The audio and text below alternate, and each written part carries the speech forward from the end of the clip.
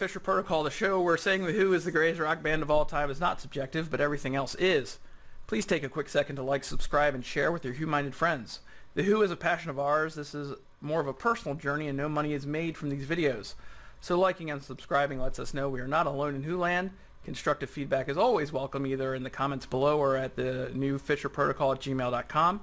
I spout Who-related content on Twitter and Instagram at Fisher Protocol. I'm Ethan. I'm being joined today by my best Who friend, Tom. We do not claim to be experts, just two guys who like to talk about the greatest rock and roll band of all time, The Who. Hey, Tom. What's going on, Ethan? Oh, man, it's been a while. It's good to see you. Good to see you. Hey, there's big news in Wholand. In fact, we've probably missed a couple opportunities to do some shows. There's been lots of magazine articles because we have a reissue of The Who Sell Out coming. In about a month, I would say. Yeah, April something, yeah. And we did a whole show just kind of talking about which one we'd want to buy. Yeah. And I think we landed on the CD one until Christmas time. Anyway. But we never actually told the people if we liked The Who Sell Out. Here we go. So we should do that. The Who Sell Out was released on December 15th, 1967. It was made to sound like you were listening to a pirate radio station with public service announcements and commercials. And Pete Townshend said in his book, Who I Am, despite its ambition, some poor material, songs that lack teeth, was included in the half-cocked package. Like the Magical Mystery Tour, our album seemed potentially brilliant, but ultimately inconclusive. I don't disagree. I'll hold judgment until the end, but yeah. Let's start off right away with more music. No, it's not more music. It's what's the first ad? Yay. Oh, right. Armenia City in the Sky. Yep. Not written by Pete Townshend. What do you think? Not written by anybody in Who, right? No, written by Speedy Keen. Thunder. Yeah. You know that song, Something in the Air? Yes. My dad loved that song and would play it all the time, Something in the Air. And then when I found out it was produced by Pete Townshend, I told him, and by then he was sick of me mentioning anything having to do with The Who. So he's like, oh, whatever. Yeah, whatever. Yeah. What do you think? I like this song. It sounds silly to say it, but as soon as I hear the beginning of that song, I'm like, all right, I know where I'm at. I know what I'm doing. I know what I'm listening to. Like, it does set off the album in my head immediately, and that's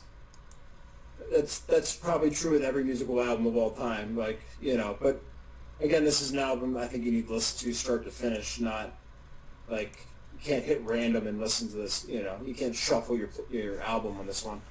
I think you got to listen to it in order. But yeah, I do enjoy this song. It's about where you go when you drop acid. Yeah, just a fun, interesting song. I don't know if the vocals sound anything like The Who, but it's a good song. Yeah, it does, and it's nothing like they've done before.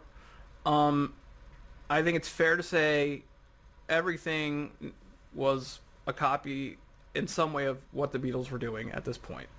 Yeah. This came out in 1967. Revolver came out in 1966. Okay? The last song on Revolver is Tomorrow Never Knows. It, from what popular culture says, it is a game changer of a song, right? It has all that backward stuff on it. I think this is kind of a direct line to that. Yes. And I don't know if Pete thought he couldn't do that and he wanted to get a song that could do that. You know what I mean? I like it, but you're absolutely right. It puts you, it's like you're in the Who Sell Out now. This is where you are. And, it's not going to be on a compilation or anything. In fact, I think there's only one song on this album that's in compilations. Yeah, I think that's a good way to put it, because you can hear Bob O'Reilly and not have any idea what you're listening to, or any of those real big songs, but this isn't going to be on any CD anywhere except this one. And yeah, right away, like, you know exactly what you're listening to. Now, do you know for sure that it's about the an acid trip? Like, did you read that somewhere, or does that just... I had read that somewhere, yeah. Okay.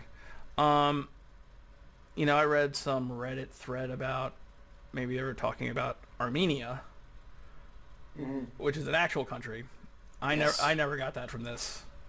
About, you know, political turmoil there. I don't know if that's true, but I saw it. Just for the record, it seems like something unattainable and esoteric. So, I mean, I don't know. I really do believe this is definitely more of them chart grabbing kind of thing. You know, and I think Tommy, the chart grabbing mixes with the pure artistic sentiment better. And that's why people say the Who really found their voice with Tommy. Because here it's a little missing, I think. They get lost in the pop psychedelia of it all. Yeah. And sometimes they do it to great effect, and that's coming later. I don't know why I put these as separate songs, but Heinz Baked Beans. I did them separate songs too. Okay. I figure it's worth talking about. The trumpet part from this gets stuck in my head so easily. I always get it confused with Cobwebs and Strange. Oh, I can do that. Yeah. But John saying, "What's for tea, daughter?" That makes me laugh every time. Yeah, no, it's perfect. I was listening to this album at work yesterday, and one of the guys working near me, he's from Nepal, and he's kind of catching up on music. So like I was playing this, and he was listening to Armenia in the Sky, and then like it went into the Heinz Baked Bean, and he's like, "What the hell was that?" And I was like, so I told him like the whole idea of the album. He's like, "Oh, okay," and like it made sense, but he was just like, "This is so weird." And I was like, "Yep." It is. Next, I believe, is Mary Ann with the Shaky Hands. Brilliant song. So good. What they've done to a man, those shaky hands. Yeah, no, it's just perfectly silly and double entendre, and yeah, it's a good one. I like it too. And we talked a little bit more about that when we talked about Odds and Sods. Yeah. But I prefer this version too. So, but yeah, it's a good song. Yeah, and I like it. They come back and do those Neil Young Bridge School benefits, and when they did the acoustic shows, and that was in there, and I love that. Yeah. It's did they do it live Royal Albert Hall 2000? I think Pete did it. Maybe. Maybe. Yeah. I know he did So Sad About Us with Paul Weller. Yeah. Yeah. And that's one of those ones they could come out and do, like the three of them back when John was around. You know what I mean? Right. And I'm sure they did it in 1989. Nice. Is Premier Drums before Odorono? Or after? If it is, I didn't write it down. Yeah. Well, let's talk about it. I like Premier Drums. Yeah, I'm wondering why I don't have it. Oh. It might be after. I'm sorry, everybody. I'm sorry. I took bad notes. Odorono. Yeah, I did it real late one night, so I'm not surprised if I didn't type it. Not experts, two guys talking about the Who. Odorono. Yes. Always takes me for a loop because it's such a well-conceived, full song that I forget that it's an ad song. Yeah, no. Blow me away. Yeah. And it does every time because I always forget. I always forget that, like, the punchline is, she should have used Odorono. Yeah, I listen to the song. I enjoy the song. It's great on the album. And then, like, when you look it up or you start doing a little research, you're like, man, I've been singing this, and I don't know if it never hit as to, like, what was going on. But, yeah, the deodorant song. and I don't know if that's one of the, I guess all these things were real. Like, Odorono was real. I don't know if Odorono was real, but I know Heinz Baked Beans were real. Yeah, definitely. So Premier Drums, I like it when they did ads for musical instruments because that just means they wanted to get free stuff from them, I think.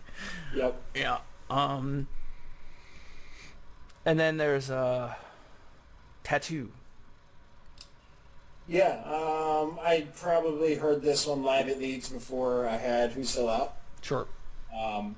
But yeah, just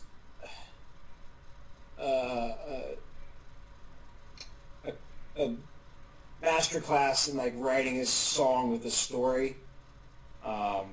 There's a beginning, a middle, and an end. Like I think it's a really good song, and I think it's probably a lot of people could relate to it. Yeah, and first of all, I didn't know they had skin grafts where you could have tattoo removal back then. Ugh. But it's got all these tattoo tropes in it, right? Like, you know, you get the tattoo, like Bart Simpson says "mom" on it. Yeah. It's just great. I think the last two lines of the songs are annoying and silly. Yeah. That. But yeah, it's definitely a classic Who song. I love it. I like the live it leads better. Yes, and I think I'd read somewhere that Pete written this song after he'd seen Hendrix, and was kind of like, all right, well, that path is closed for me, so maybe I'll write songs that are like this, where there's no guitar solo, there's no bombastic guitar moves or anything. It's just this little like arpeggiated kind of thing. Good call. Even though I have been watching those later ones, he loves his wang bar now. That's for sure. Yes. This is always interesting. Radio London reminds you to go to the church of your choice. Thanks. Yeah. Thanks. I'm glad we're for freedom for religion everywhere. I'm for that. Our Love Was is an amazing song. Oh, yeah. Yeah. When he sings about, to me anyway, when he sings about how our love was soaring, like the song feels soaring at that point. Like it's really symbiotic with the music and the lyrics. I think the guitar solo is very much Hendrix inspired at the end. But I like it a lot. Yeah, no, just a beautiful melody. Again, like you said, it's reflective of what they're singing about. The vocals are just perfect. Yeah, no, really, really good. And are we going into an area where like Roger's not singing a lot of songs? Yeah, I think maybe. Yeah, I don't know if Pete's gotten confident to the point where he's like, "Hey, I can do this thing too." Or the songs are just higher; they're in a higher register or something, and yeah, Roger doesn't kick it up that higher notch till Tommy, right? Right. And then he really kicks it up. Hold Your Groove Together with Word to Sound strings. Yep. I tried to. Yeah, that one gets stuck in my head. That's a good little jingle. And it's never not followed in my brain by I Can See for Miles. You know what I mean? Yeah. No, it's definitely like We Will Rock You and We Are the Champions. Right. Yeah. Totally. We have gone into detail about I Can See for Miles on our Meaty Beady Big and Bouncy. Yep. We both like it. You don't like the ending high guitar bits. That little like twangy guitar thing over and over and over again just drives me up the wall. But again, like this is the song that's maybe pre Who's Next, that kind of really represents the Who. That my generation probably. Sure. And I'm not giving it short shrift. We talked about it at length on the other thing, so go check it out if you want to. But I Can See for Miles. It's a good song, great song. Yeah, there's not much else to say about it. Yeah, not much to say. What do you think of I Can't Reach You? This whole album's full of like little bits and pieces that just get absolutely hammered into my head, and this is one of those too.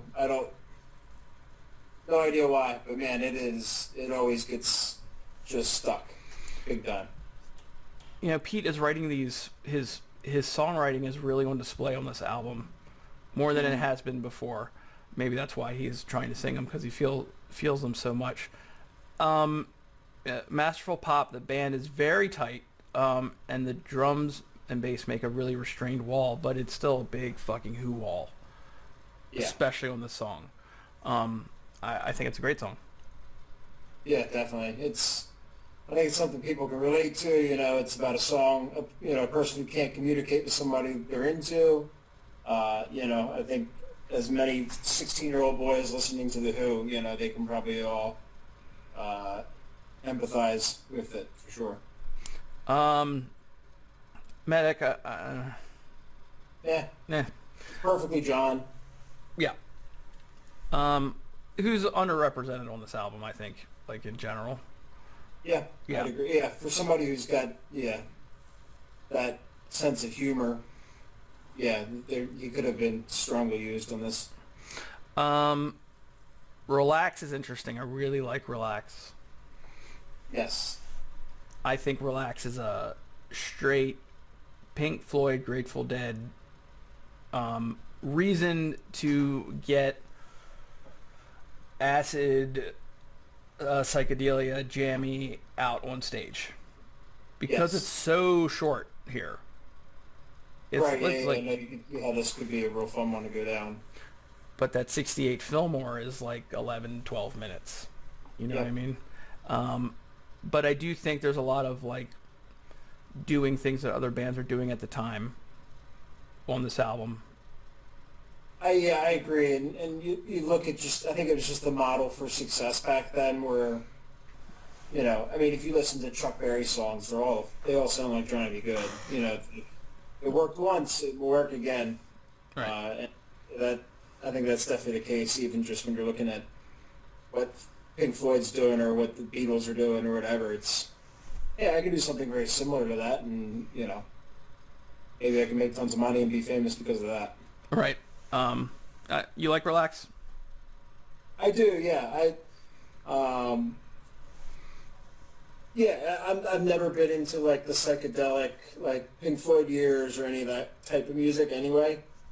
So it's not a huge favorite of mine, but it fits well in the album, and I think it's a good. I mean, it's a good song overall. It's just not my cup of tea, but it's well done. I also think Pete might be, they did some drugs, but I don't think Pete was really too deep in that world to write about, and I think he's trying to do that here. Yeah. But I like the song. The next is Silas Stingy. Like I said, another one that just absolutely gets just tattooed into my skull or eardrums or whatever when I hear it. Money, money, money bag. It just, every damn time it gets stuck. I don't know why I don't think it's a great song, but man, it gets me. And if that's their goal of just to write catchy little poppy songs that get stuck in your head, man, they nailed it. Knowing what the term in England minge means now, which it can be looked up if you want. Mingy stingy, right? That's a lyric in it. Sounds weird to me. I'm not a big fan of the song. Yeah, no, there's definitely some undertones of. Yeah, I can see that. Might be weakest song on the record for me. Yeah, I can see that. Yep. I mean, from a I can see both ends for me.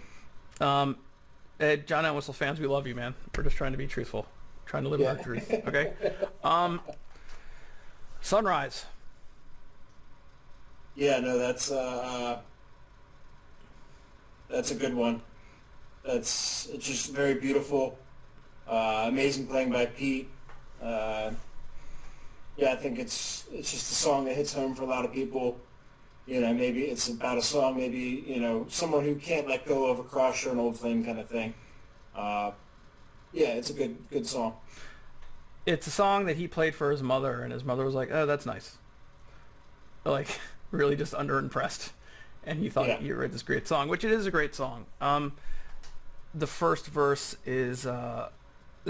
The second verse is the first verse repeated, except with like I think his name is Joe Beam, the guy who wrote Girl from Ipanema. Mm-hmm. That kind of like jazzy guitar on it. So he switches that up. And him and his wife Rachel Fuller do a really good version of it. Oh, nice. I'll check it out. Yeah. Really, really like Sunrise. Yeah. There's like a live version of him playing it in India or something. Okay. I think there's a live version of Pete playing. I mean, like back then, Right. Good song. Is this the one he played for his mom and she was kind of like, eh? Yeah. He was like totally like thought he'd write this great thing, and then he played it for his mom, and she's like, that's very nice, dear. And he's like, okay. Thanks for destroying my life. Cool. Yeah. Real. Yep.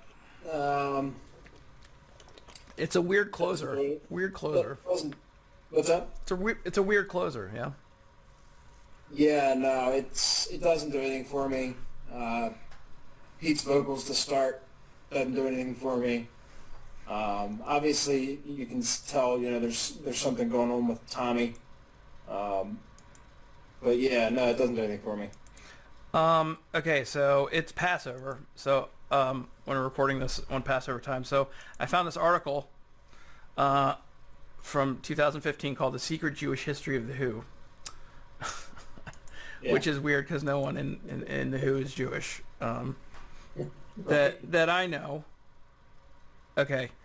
And this is what it said about Real.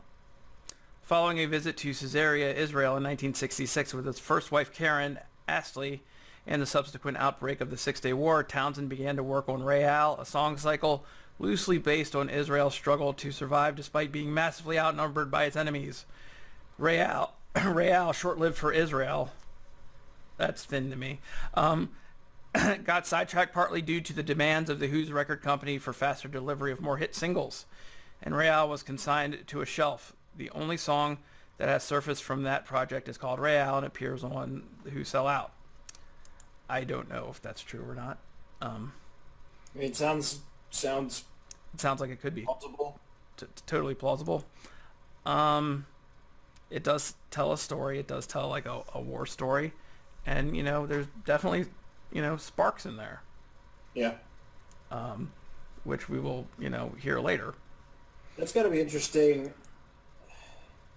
Imagine being a teenager back, in '67 or whatever, and like hearing that song, closes out the album, or whatever, and then you get Tommy, and you're like, where the hell did I hear that from? You know what I mean? Like, Right. it'd be so hard to figure it out, though. I feel like. With the internet, like, it'd take you a minute to like pick that out. And if you are like a hardcore fan, you know what I mean, you would know, right? Like you would have heard it before, but I don't see why you would be happy about it.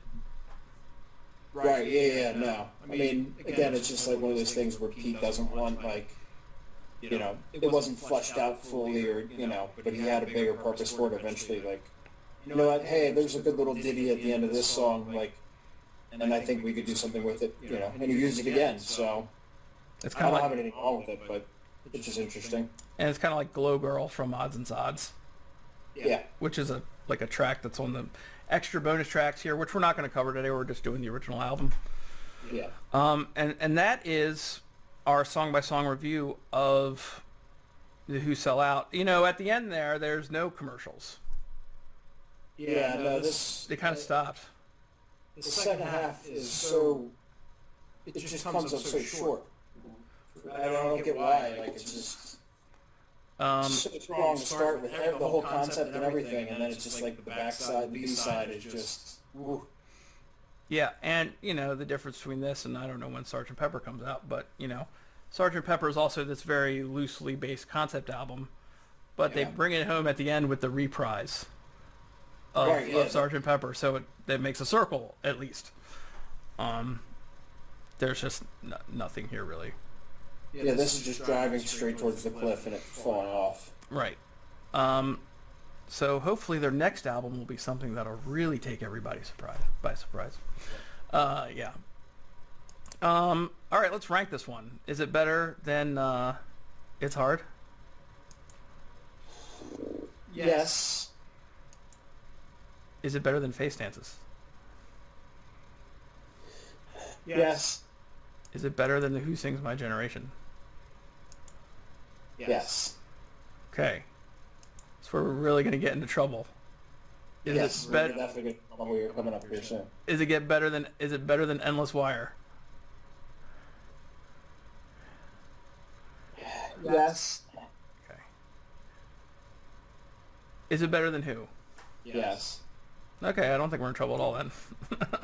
We do need to switch those two, but Can we switch Endless Wire and Who? Can we do that? yeah, it's fine. I All right, agree. great. Great. Oh man, I feel so much better about my whole life right now. That's good. But it is better than both of those. Yes, I think so. Yeah, I think so too. Is it better than Who Are You?